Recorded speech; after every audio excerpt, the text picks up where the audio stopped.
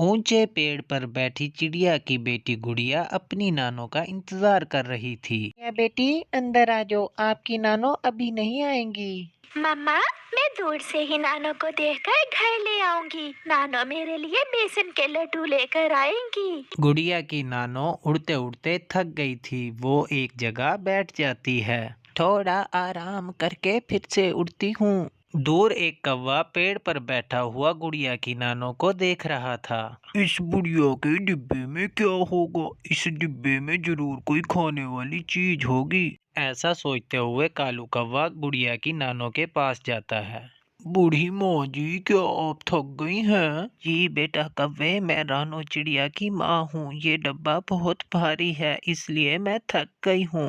माँ जी, क्या है इस डिब्बे में? इसमें बेसन के लड्डू हैं। मैं अपनी नवासी के लिए बेसन के लड्डू बनाकर लाई हूँ। ये सुनकर कालू कव्वे के मुंह में पानी आ जाता है और वो गुड़िया की नानो से कहता है, बूढ़ी माँ जी, लाइए आप ये डब्बा मुझे पकड़ाइए। मैं आपको आपकी बेटी के घर तक छोड़ आता हूँ। भला हो बेटा, ऐसे ही पक्षी कहते हैं कव्वे बुरे होते हैं। तुम तो बहुत अच्छे कव्वे हो, जीते रहो बेटा। फिर कालू कौवा गुड़िया की नानो से वो डब्बा लेता है और गुड़िया की नानो के पीछे पीछे उड़ता है। थोड़ी दूर जाकर कालू कौवा पीछे मुड़ता है और दूसरी तरफ भाग जाता है। बेटा, वो सामने ही तो है मेरी बेटी का घर। मैं तो इस जंगल में बहुत देर से आती जाती हूँ। मैं अपनी बेटी से कहूँगी इस डिब्बे में से 2-4 लड्डू तुम्हें भी दे दे। ऐसे ही बातें करते करते गुड़िया की नानो घर तक पहुंच जाती है और जब वो बैठकर पीछे मुड़कर देखती है, वहां तो कोई भी ना था। कव्वे, कव्वे बेटा, कहाँ छुप गए हो? अपनी माँ की आवाज सुनकर गुड़िया की मम्मा और गुड़िया भी बाहर आ जाती हैं। मैं लुट गई। मैंने देसी घी डाला था। मैंने बहुत मेहनत से बनाए थे वो लड्डू अपनी बेटी गुड़िया के लिए। नानो, क्या हुआ है? सब ठीक तो है? वो दुष्ट कौवा मुझे रास्ते में मिला था। मैंने उसे अपना लड्डू वाला डिब्बा पकड़ा दिया, मगर वो कौवा डिब्बा लेकर कहीं भाग गया है। वो जरूर कालू कौवा होगा। माँ, वो कौवा तो बहुत बुरा है। वो हर समय दूसरों को चूना लगाने के चक्कर में रहता है। मैं छोड़ूंगी नहीं कालू अंकल को। उसने मेरी नानो को परेशान किया है। गुड़िया वहां से भागती है। वो जल्दी से भागकर अपनी दोस्त सुनीता के पास जाती है। तो सुनीता, वो दुष्ट कौवा मेरी नानो का लड्डू वाला डिब्बा लेकर भाग गया है। उसे मजा चखाना होगा।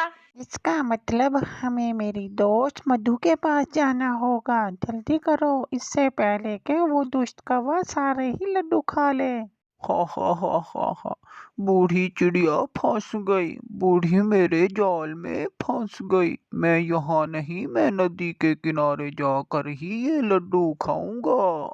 कौवा आगे बढ़ता है। मधु, मधु सहेली, गुड़िया की नानो को कालू अंकल ने बहुत परेशान किया है। बहुत तंग किया है कालू अंकल ने गुड़िया की नानो को। क्या है सुनीता?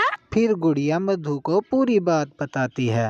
वो लड्डू मेरी नाना मेरे लिए बहुत मेहनत से बना कर लाई थी। फिर तो उस कालू के बच्चे को सजा मिलनी चाहिए। मैं अभी अपने परिवार को बुलाती हूँ।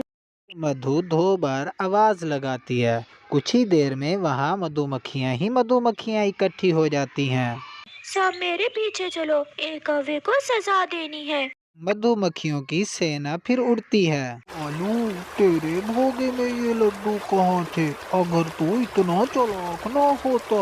अब देखो तुम्हारे भाग्य में और क्या क्या है। कालू अंकल, भाग सकते हो तो भाग लो। क्या? मधुमक्खियों की सेना देखकर कालू भागता है। गुड़िया जल्दी से अपनी नानों का लड्डुओं वाला डब्बा उठा लेती है और मधुमक्खियाँ कालू कव्वे को काट काट कर काले से लाल कर देती है। गुड़िया और सुनीता अब बहुत बहुत ज्यादा खुश थी। आज के बाद कालू अंकल किसी की नानों को तंग नहीं करूंगी। मैं नानू को जाकर बताऊंगी अच्छी सजा मिली है कालू अंकल को। चिड़ू गुड़िया खुशी खुशी अपना लड्डुओं वाला डिब्बा लेकर घर चली जाती है और कालू कौवा पेड़ के नीचे लेटा हुआ हाय हाय कर रहा था। ऐसे कालू कौवे को बुरे काम की सजा मिलती है।